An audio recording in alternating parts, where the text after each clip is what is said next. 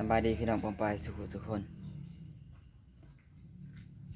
วันนี้กับบาวเล่าสิมาผ่าพี่น้องผ่าเห็ดข้าวต้มขนมนี่นะครับเนื่องจากเป็นอันนั้นเทศกาลงานบุญห่อเขาพี่น้องมืออื่นนี่แหละมืออื่นนี่แหละมั้งเขาจะห่อเขาพี่น้องก็เลยพามาผ่าไว้เตรียมไว้ห่อเขาเบิร์นจะคำก็นั่งเอกมือจะคำก็ห่อเขานะจะคำ11บ่14หรือ15วะ15คำพี่น้องเป็นงานบนห่อข้าวสากบ่ห่อข้าวสากหรือห่อข้าวประดับดินของเขาประดับดินเดือนห่อข้าวประดับดินพี่น้องเอ้ยเป็นเดือนเก่าห่อข้าวประดับดินเนาะ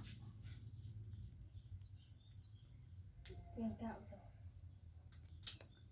ไปพี่น้องไปหล่นไปโซนมากันไปผ่ากันพี่น้องผ่าปุ๊กมาผ่าน้ำบาล่าไว้เด้อพี่น้องเด้อไป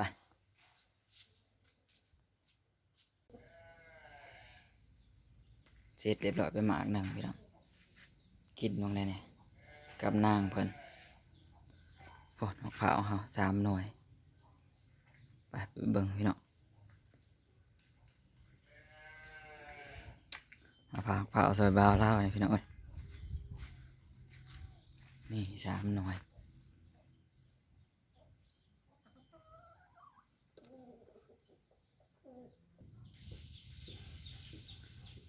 มาพี่น้องผ่านำกันไหม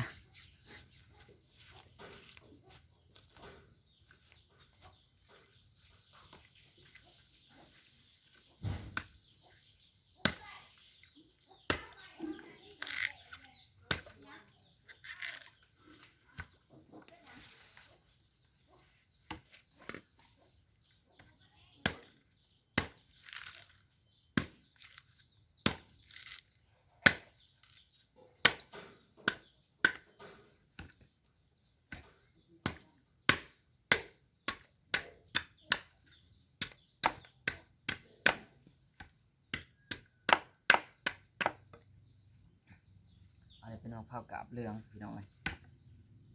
กัดขึ้นลงมาได้ขึ้นลงมาจากกบสดร้อนเลย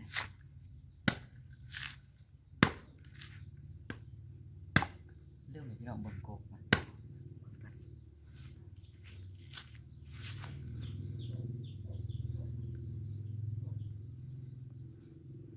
นี่พี่น้องกบมันค่ะกบสูงปานใดเนาะพอขึ้นได้บ่าวเล่าขึ้นเองพี่น้องเลยกบสูงปานใดพอขึ้นได้ก็เสียวอยู่หลายเติบขาจนสั่นพี่น้อง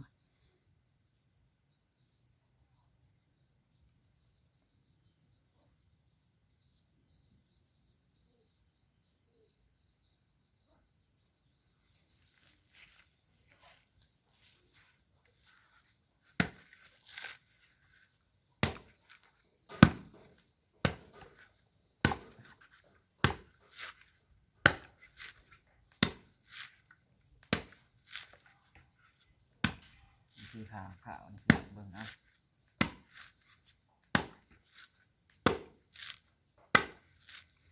นี่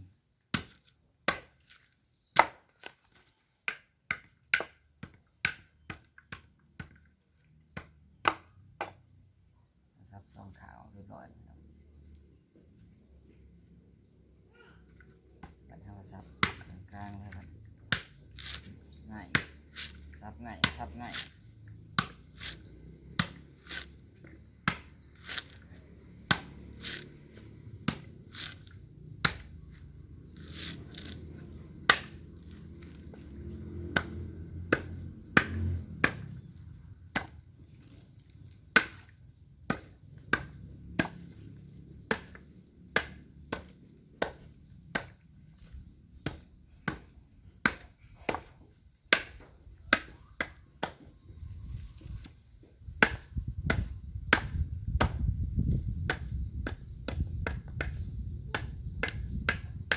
บางคนนั่นมีความสามารถพี่น้องใส่เท้า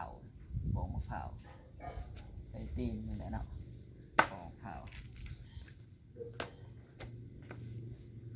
มีหลายคลิปนะเคยเห็นกันในคลิปเนาะใส่เท้าโป่งมะพร้าวมันจะมีความสามารถ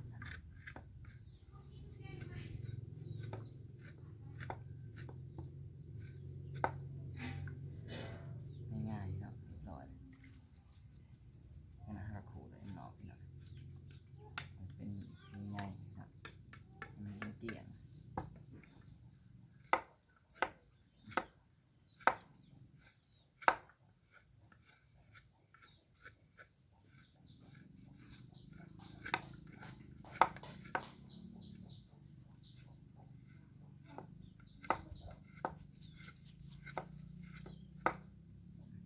บนสวรรค์ที่ขูด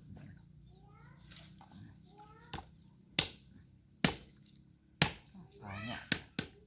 มาแข็งๆแก่ๆครับยิ่งแก่ยิ่งมันพอหน่อย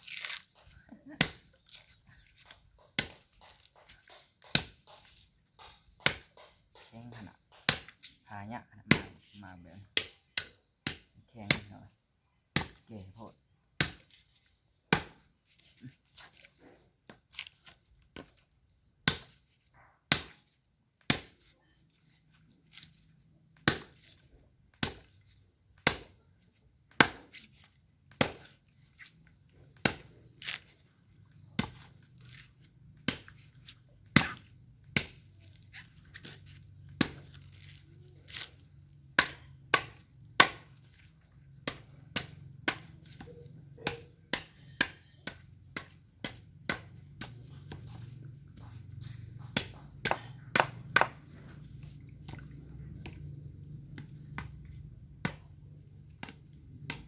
ง่ายเลยเป็นปลาเนี่ยอะไรเนาะ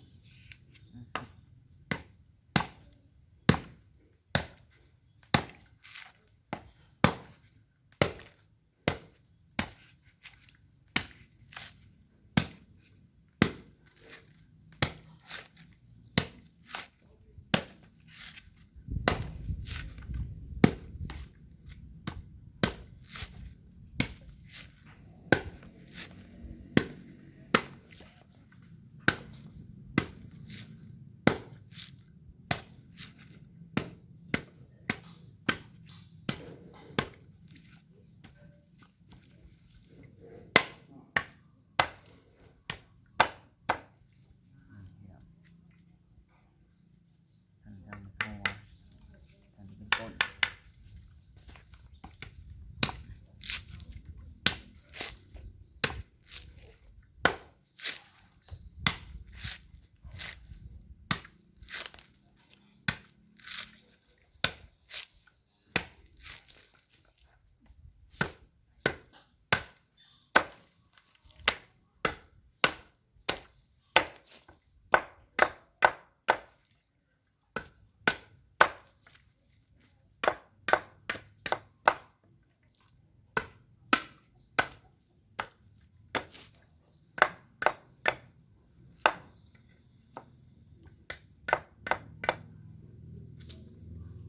ลอยเนาะง่ายๆวันยากวันไหนเวลาจังขูดอะไรมันเนาะขูดไปกินเองเนาะ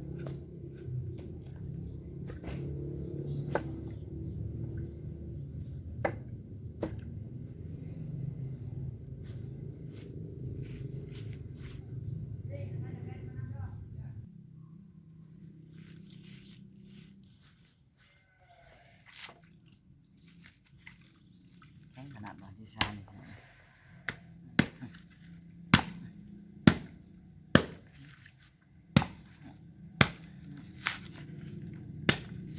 หน่อยที่3แข็ง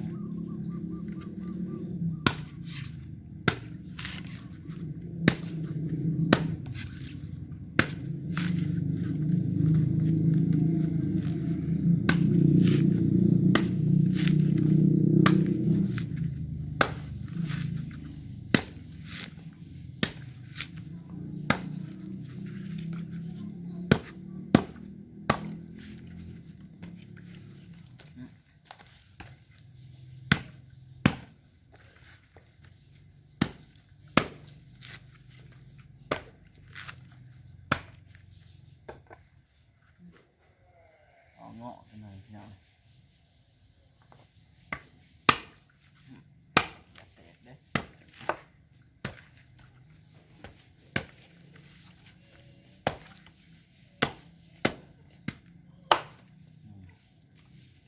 ออกมาแล้วสองขางกลางมัน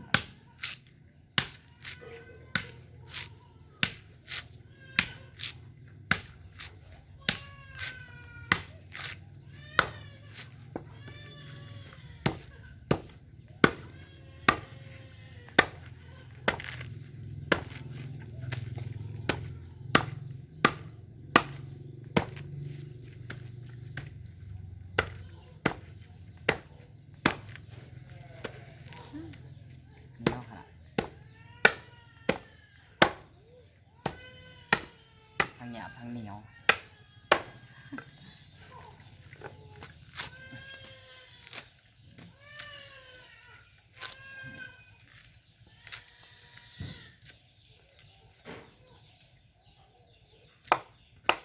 เรียบร้อยมาซ้ำหน่อยพี่น้อง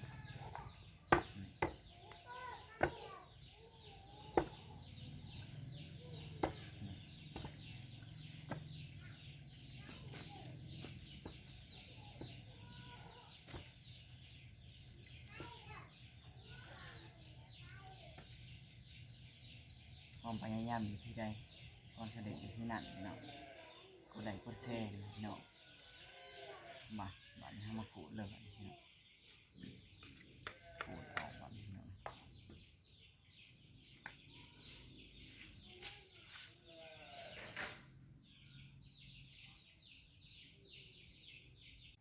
สวัสดีพี่น้อง ขูดมะพร้าวนุ่มกันเด้อ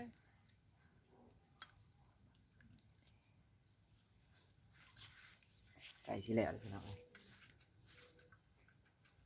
สำเร็จไปแล้วมาหนึ่งความพยายามอยู่ที่ใดได้ดีความสำเร็จอยู่ที่นั่นนะโอ้ยมันจะพันกันไปได้สิเล่น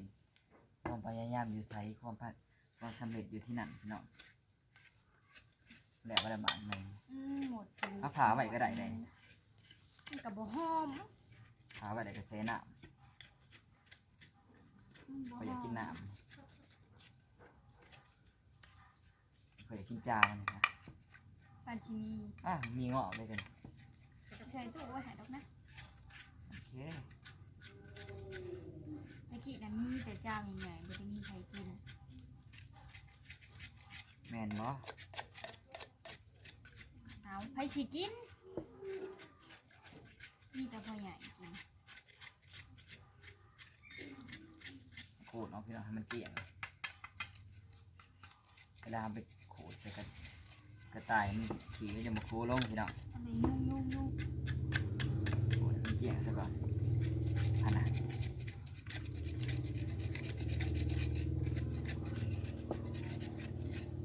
มื้ออื่นเพิ่นจะขูดโอ้ยยุ่ง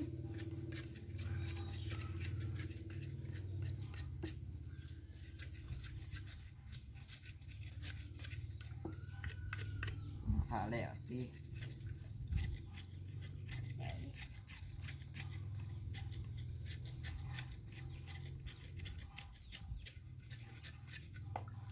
นั่นไงมา มันสิขูดใส่กันนั่น มาหน่อยไหมโจกคิดว่าแหละ ยกโลดเจ้าจักว่ามันหนาวบ่จักมื้ออื่นไผสิขา เดี๋ยวมาอยู่พี่น้องขอบนขอบคุณผู้อยู่ใกล้อะไรอยู่ไกลอยู่เหนื้ออะไรอยู่ใต้พี่น้องขอบคุณขอใจเอฟซีทุกท่านที่ติดตามเลยครับส้มพี่น้องยังไงก็สวยเป็นกำลังแห่งใจให้บาร่าเด้อกดซับตะไคร้พี่น้องตัวแดงๆนะฝากกดซับตะไคร้นี่เด้อพี่น้องเด้อสำนี่แหละ